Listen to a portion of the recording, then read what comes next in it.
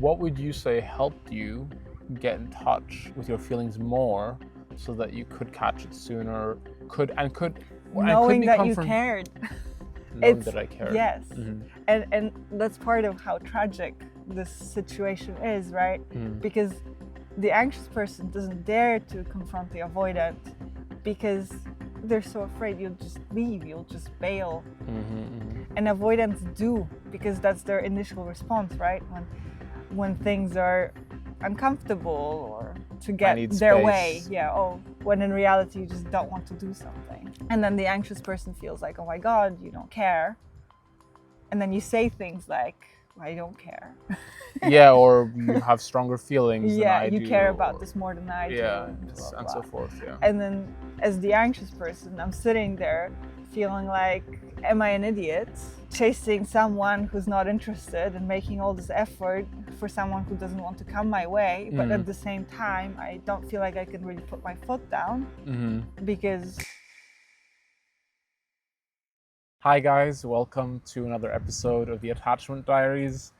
We know it's been a while since we've done one of these and many of you have requested another episode. So here we are on the beautiful island of Patmos. We're visiting some family here and we figured we'd take the opportunity to do another recording.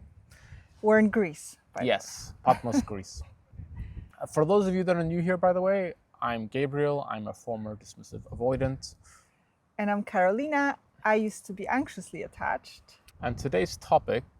Avoidance and feelings. Do avoidants even have feelings? That's an exaggeration, though. We most certainly do have feelings. You just like to pretend that you don't. Yeah, we like to downplay our feelings. Yeah. I thought we could just dive right into the deep end. So, in the past, you used to say to me that I cared about you more than you cared about me. In retrospect, would you agree with that sentiment? No. In retrospect, no. Right? It's a lot clearer to me today, as I think it was back then. But I'm not sure I didn't maybe care more in some ways, quite frankly. I don't know about that. Yeah, no. I mean it because when you're a bit blind to how much you do care, when you think you have control and you think you've got this person attached, right, as we've discussed on previous episodes, the games avoidants sometimes play. When you feel like you have the upper hand. Yes. Then you maybe don't realize just how invested you actually are in this person, in this relationship. And you have all these feelings that are there, but they're an undercurrent. And in a way, you're a bit more at risk. Like, should you have decided, right? Because you were giving me disclaimers, right? Don't get attached. Yes. So that would tell me, it's like you were telling me to put my guard up and not get attached. Yes. Yeah. Meanwhile, you yourself were getting attached. Yes. Yeah. Avoidants they're shooting yourself in the foot. Yeah.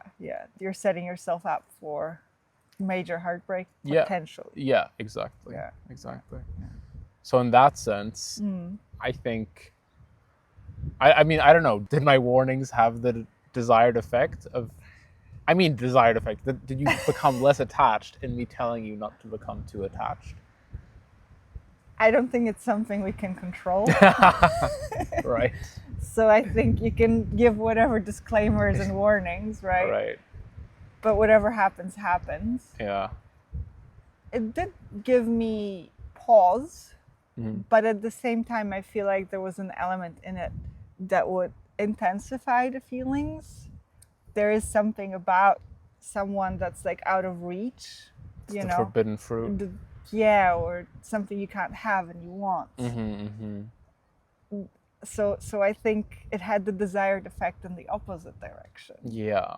Which you know, part of the game. Yes, right? Exactly. Yeah. I think where avoidance will also, where I also was ensuring. I mean, it's a push-pull dynamic, right? Don't get attached, but do. But don't, but do. And for the anxious person, is like, oh, I shouldn't. Yeah. but I but I do. do. So it's a bit like a courting game. Yeah, yeah. But I think there's an element where you can say the courting is fun and it's a game, a playful game. When it's Where it's within exciting. where it's exciting. When it's within a certain range of responsibility. But if you push it too far, let's say this push-pull is breakups, right? Yeah, or even disinterest in the relationship or distance. Yeah. Yeah.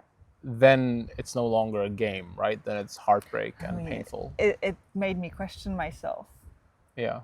And my reality, because I felt like, oh my God, we have this crazy connection and crazy chemistry and we're so into each other. And then he tells me, I'm imagining it. And it's like, am I? Am I crazy? Am I the crazy? I don't. Did I ever use those words though? You're imagining it? I don't think I ever said you're imagining it. No, but you use the words that I cared about you more than you cared about me. Yeah. Versus to me, it felt so mutual. Okay. Yeah. And I think that's what made it exciting, that it was mutual, that it felt like we had a connection. Right. Yeah. A lot of clients I speak to actually also have that very question where they're like, I went through all this wonderful time with my partner and we click, we get each other. Amazing honeymoon phase, all that chemistry. And then they question, was any of that real? Yeah. Because of how their dismissive avoidant, sometimes fearful avoidant partner treats them. Yes. As though it meant nothing. It was definitely the case for me. Right. It was like, was it all just fake? Did I just imagine this whole connection, this whole love, relationship, everything? Right. So the short answer, in case you guys are in a rush, is yes, avoidants do have feelings. Just that they're very well buried, even from ourselves. And that creates this drama in a way. Yes. Like the unhealthy drama, right? Not the exciting drama, but you're breaking my heart and we're increasingly growing more apart and more distant because we're trapped in this cycle of push-pull and not, in a sense, just not admitting our feelings for each other, how we feel. Or just one side not admitting the feelings. Yeah. And it is like a trap that avoidants set for themselves, right? Because what you were saying, that you were actually attached. Yeah. You were just not aware of it. Yeah. And the drama is like wearing the anxious person down. And I think it was the case for me too. It was wearing me down. So the flip side or like the unwanted result of this is that the anxious person does give up eventually. Yes. And they leave and they move on and they are done. They're like done, right? And only then the avoidant gets their first notice that, like, oh my God, I was invested. Yeah. I did have feelings. This is devastating. I have lost the love of my life. And I speak to a lot of clients, coaching clients like this, who were the avoidant, who were rejecting over and over again. They were cold, they were dismissive, or they were prioritizing work or their hobbies, traveling, whatever, their family, right? And they stayed in their anxious partner kept trying to make things work, and they made a lot of effort, and the avoidant was just taking it for granted, or they never got any warning that this isn't going to last forever. Yeah. So when their anxious partner finally moved on, it was a complete shock. They didn't see it coming. They didn't see it coming at all. They were devastated. They felt like, this is all my fault. I messed it all up. And they thought they had control too. Yes. Yeah. And they also thought they didn't care. Yeah. Because they never got to experience that they cared. So it's very tragic in a way that what it takes for an avoidant sometimes to get in touch with how they actually feel is for the other person to leave, to break up, or to say this is the final straw. Yeah.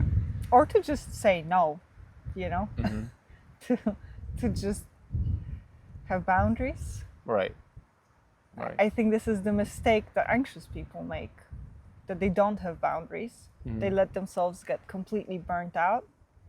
So by They the keep time giving. yes, yeah. So they only say no, or they only lash out, or they only say something angrily when they have no more feelings. Mm-hmm. Yeah. No. And that's something we harp on about quite a lot, right? That you need to find this balance of just not waiting until the last moment, until you've just tried everything, you've given Yeah. all your heart, Yeah. and then decide, I've reached my limit and I'm going to tell them now, and often in a very sudden manner, that it's over, rather than give them clear hints along the way, or communicate it. And that can be difficult, right? Because somebody can display that they're clearly upset Yeah. about how the relationship is going or not going, and that's just ignored repeatedly. Yeah. So how you communicate that, how you try and convey the I'm reaching my limit, like this is something you literally would say to me, right, when things got really tough for you. I'm reaching my limit. I don't know how much longer I can do this. And somehow hearing it in those words was actually really helpful, because it made it clear to me, okay, she's reaching her limit. She doesn't know how much longer, rather than just I'm upset, or maybe throwing a tantrum or something. It's not so tangible when it's just the emotion. Throwing tantrums also worked, but it had to be like I'm at a party and I'm walking out. Yeah, okay, but that's a different. That's more about the earlier dynamics we had, right? When we were dating, and I was like, oh, I don't know what I want. But in a long-term relationship as well, when something is no longer working for you, or you're reaching a limit over an issue we have because of our attachment style dynamic, that you say, it's not just the emotional display, the tantrum. It's also, I'm reaching my limit and I don't know how much longer I can do this, is very tangible for me. And I think maybe it's more of a man thing too, where we like to have something concrete, right? Because otherwise the tendency can also be to just dismiss women as being emotional, right? And you're just overreacting, and when clearly there's an underlying issue that needs to be figured out and discussed. So that's something that would get you in touch with your feelings. Yes. Me saying I'm reaching my limit. Exactly. Yeah. What else? What else would I say? I think anything to that effect can work, right? That this isn't working for me. Yeah, this isn't working for me. When people sometimes say I've lost feelings, right? But instead of reaching that point of saying I've lost feelings, to say I'm losing feelings, right? Or I'm falling out of love, rather than I have fallen out of love. Again, it's the finish line instead of explaining the midpoint. Yeah. Yeah. Or saying it's not okay. Yes. And it's a boundary of some kind, right, that you're conveying. Yeah. Which actually helps me get to the point of, what would you recommend for anxious people is a good way to, what would you say is a good way for them to get in touch with their own feelings around boundaries? Because this is where I feel like avoidant, anxious people have no feelings. Are not listening to their own feelings. Yes. Because they clearly also have their own limits. Yes. Right? Yeah. So avoidants don't listen to their positive feelings, and anxious people don't listen to their negative feelings. Yeah. They dismiss their negative feelings. Right. And I think it is a hard one, because for me, it's a cliche, but it's like, it would take me getting angry. It would take me getting emotional to actually realize, okay, this is a boundary. I can't continue like this, or I will not allow him to treat me this way. So I would need to reach that point where I felt like throwing a tantrum, and throw the tantrum to actually be able to verbalize what I was even feeling. And is that also to understand what you're feeling? Yes. Yeah. So you yourself aren't really aware of where you're at until you reach the breaking point Yes. of a tantrum, right? Until then, I feel like, oh, it's still okay, or it's not. I don't know even, right? And this I don't know. I think it's the same for avoidance, right? Yes, with attachment. With attachment. So you're avoidant. You're just avoidant about your feelings towards yourself. Towards myself. Wonderful. Because it's a big part of the problem in this dynamic, right? That the avoidant is just not allowing themselves to feel the feelings of being attached and denying it, pushing away. The anxious person might be trying to fix that, and in an effort to fix it, or trying to get the avoidant in touch with their feelings, so they'll give and give and give, and they're ignoring be nice their and own be understanding feelings and be patient and be loving and be positive and overriding where they're at, right? Yes. You reach a boiling point, you have a tantrum, or you explode in some way.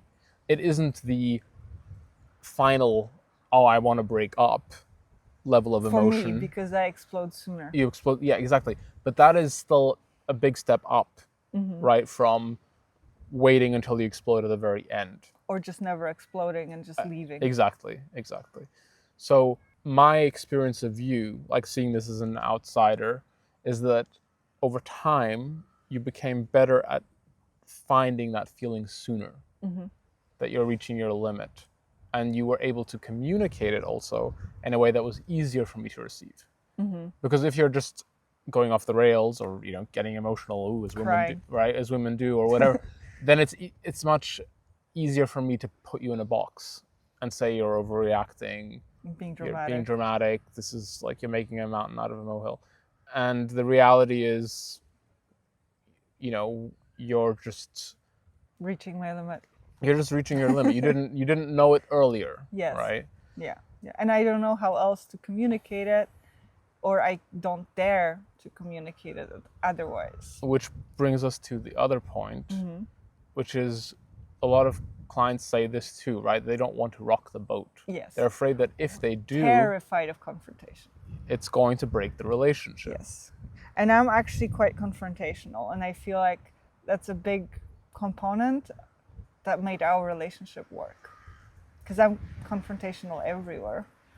But you became more confrontational over time, I thought. Before, you also pushed your own limits too far. And I didn't even realize that I was. Yeah. That's also true. Yeah.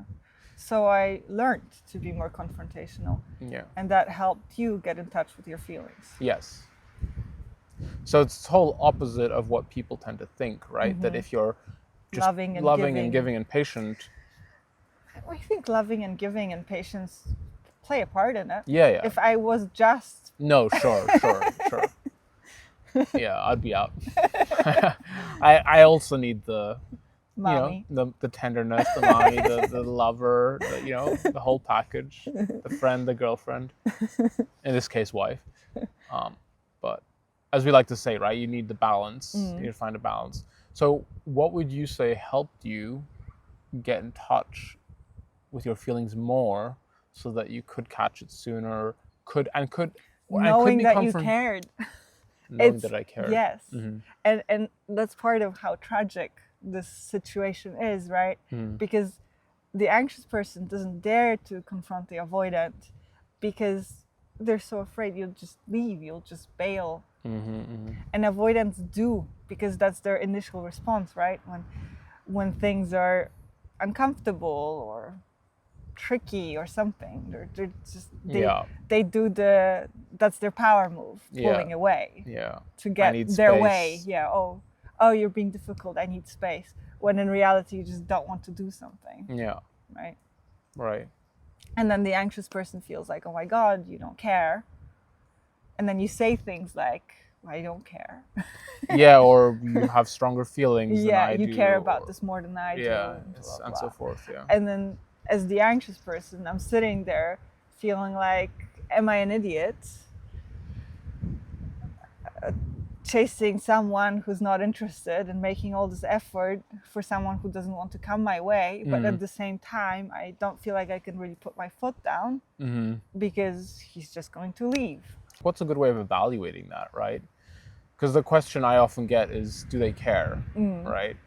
And I hear someone's story and ask questions, figure it out, and it becomes clear they really cared, or maybe they didn't, or maybe there was just too much unprocessed and unresolved issues, right? Yeah. But in a way, giving someone that reassurance that your avoidant does care, they just are not expressing it for whatever reasons. Or they're just doing power games and being difficult. Yeah. But deep down, they'll come around.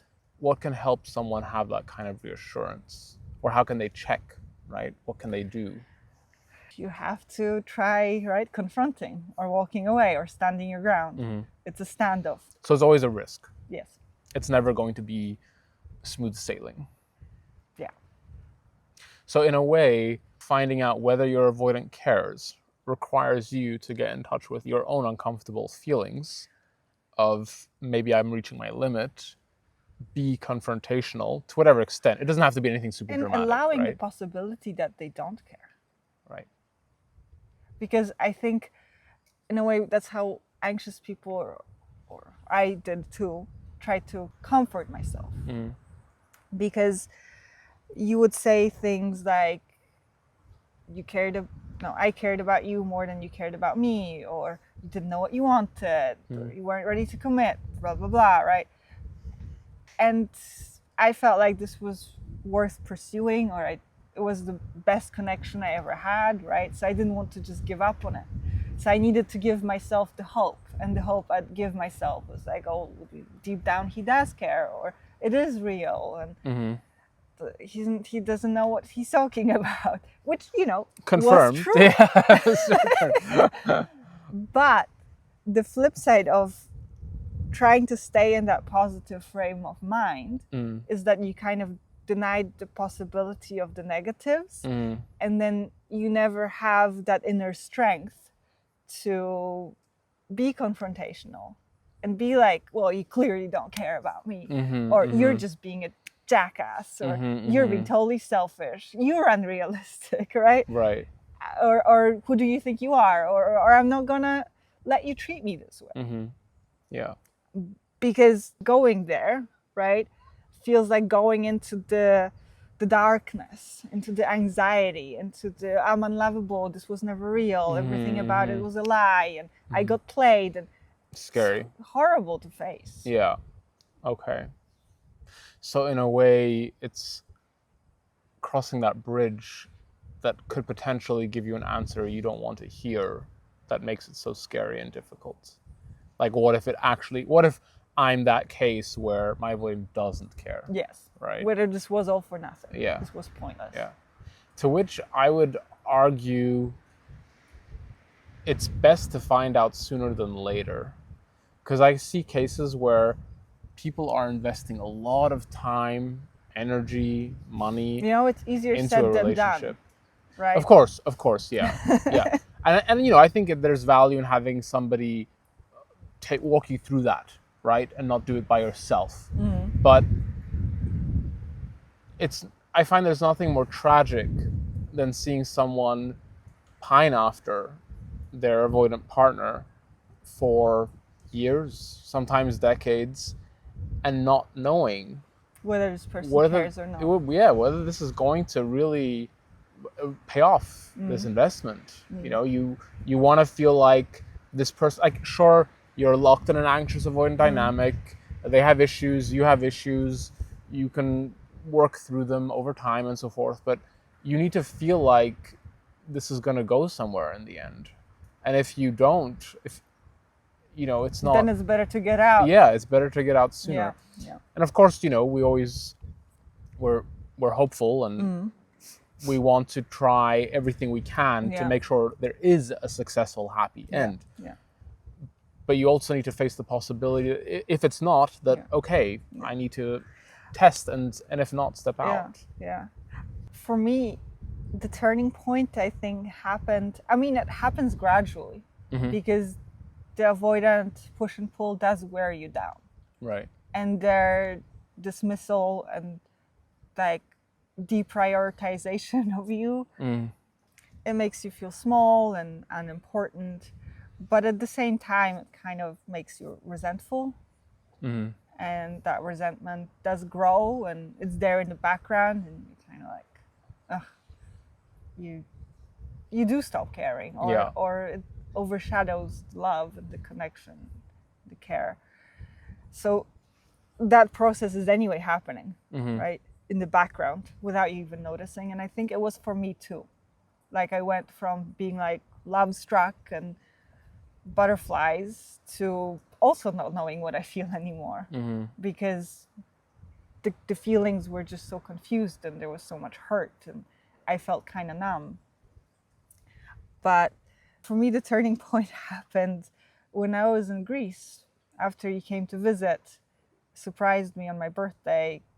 I didn't know you were coming and I was so touched and felt like, oh my God, he does care. And then you broke up with me 2 weeks later, right before I was supposed to go back. I'm still sorry. Thank you. Yeah, being in Greece again is kind of like... So I was alone in a dorm room, so staying at a university dormitory there. I was watching Perks of Being a Wallflower on my laptop illegally back then, streaming with how it used to be. And I kept on stopping and I had to wait for it to buffer. So great experience. And there was this quote that Emma Watson's character said. So Emma Watson's character was in a toxic relationship, and she said, "We accept the love we think we deserve." And that really stuck with me. And I started thinking, why do I believe I deserve this? Do I believe I deserve this? And then I concluded, no, I don't. I don't want to stay in something that is making me feel so bad or that is so painful. And I think that realization is what allowed me then to have stricter boundaries. When I realized, okay, I am accepting something that is not okay. And this is not my fault. This is not some shortcoming that I'm not enough or there's something wrong with me. I mean, the only thing that is wrong with me is that I'm putting up with it. So that's the thing that needs to change. Yeah. And I need to be strict with myself. And I was strict with myself. And when I then came back and you wanted to see me right away, I was like, no, not because I didn't want to see you, because of course I did. But I felt like, no, this is dangerous. He's just going to get me into the cycle again. And I need to quit. This is like, he's a drug. Toxic drug. Yeah, he's a toxic drug. And I need to go cold turkey right now. And not see him so that I can get out of this spiral of bliss and heartbreak. Because it's just... My poor dear. Sorry. I mean, how was it for you? Yeah, I was gonna say, because it's also not. I mean, there's the element of somebody who breaks up feeling in control, right? So it's not so intense, and it's not real until it kind of goes the other way around. Yeah. But what you said about the quote in Perks of Being a Wallflower, of accepting love we think we deserve, I think very much applies to the avoidant partner as well, because I've known so many stories at this point, and I know this was true of us as well, where the partner, often the anxious partner, sometimes secure, is incredibly caring and loving and really showering the avoidant partner with everything they need in many ways, or a lot of what and they they need. can't accept let's it. not godify, Yeah. right? But no, but, I was enjoying it. Though. Yeah, I'm glad. And yes, I could not accept it for the same because reasons. you believed you didn't deserve it. Exactly. So in a way, it's also this internal process that I have of figuring out, why do I believe I deserve or don't deserve the love and the kindness, and might seek out a more dismissive relationship on my side, or be alone and isolated. And I think in that way, both of us were going through our own individual journeys. And that's why you needed me to be more mean. No, I needed you to, frankly, I needed you to have boundaries. Yeah. Because it's also hard for the avoidant when the anxious person has no boundaries. Yeah, and it's just not admitting what they feel. Yeah. At the end of the day. The anxious people. Yes. Yeah. Because they're just focusing on the positives and avoiding everything that's there. Yeah, or focusing on whatever needs fixing with the avoidant partner. Yeah. Over whatever they need. Whatever they need to work on. At. Yeah, exactly. We don't need to work on anything. Yeah, you're perfect, of course. And I think this is part of the trap that the point that people get stuck in.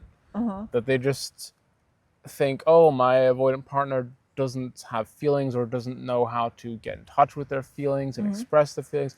Maybe they won't go to therapy, maybe they won't read that book I'm recommending, and so forth, rather than, oh, I just maybe need to work on myself a little. And to have boundaries. And I had a client who was stuck in a 12-year marriage. They were basically barely talking to each other, sleeping in separate rooms, hadn't had sex in years.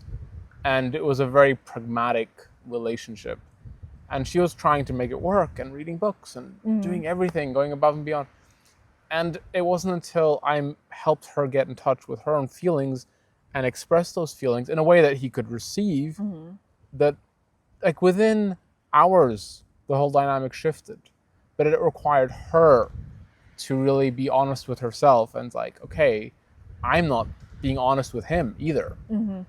It's not just him who's repressing his feelings and isolating himself. So you're saying that avoidants have feelings and they don't want to admit them, or they can't be in touch with them? And the same way anxious people have feelings they don't want to admit or they can't get in touch with. So we're not that different. We're not that different. It's just for different feelings, right? For an avoidant, for me, it was my feelings of attachment, like the positive stuff. Caring, love. Yes. Those are really scary. Yeah. And for an anxious person, it's kind of the other way around, right? Where being upset, being confrontational, those are the difficult ones. Being rejecting, being hurt. Yeah. Feeling ignored or unloved. Yeah. And verbalizing that. Yeah. But it is reassuring to have you say, no, in retrospect, it was all bullshit. Basically. Yeah. Avoidants do care. Yeah. They are attached. Of course. Yeah. And that's what I see with a lot of my clients as well, which gives me great hope somehow. Everybody's attached. Yeah. Deep down, we are all like ducklings. We imprint, yeah. And we can't let go. Yeah. Whether you're avoidant, whether you're anxiously attached. Yeah. And I think for anxious people, what they really need to, well, maybe they need to hear or they need to experience both. You can't experience something you don't dare to experience. Right. So if you want to know if your avoidant cares, you have to dare to find out if they care or not. Right. And that's scary. Yeah. And you have to face the possibility that they don't care. Yeah. And only then you can learn that they do care. Yeah. And when you learn that they do care, all doors open, the anxiety goes away. Yeah. And so much more is possible. Yeah. And you feel so much more secure and empowered. Yeah. And you can, if that arises in the future, you have a platform now where you can address that anxiety or and you recognize, and you recognize it sooner. And you have the power in the relationship too. Yeah. That's how you gain it. Yeah. But you have to risk it. Yes. So guys, take that leap of faith. Go for it. Yeah. If you rock the boat. are not sure, right? We have a lot of free content on our website that you can check out, or of course on YouTube as well, to inform yourselves further before taking that leap. You can, of course, work with us one-on-one if you so choose. And be sure to share this with somebody if you feel like they could benefit. Like the video if you feel like it helped you, of course. And we'll see you in the next episode. Thank you for watching.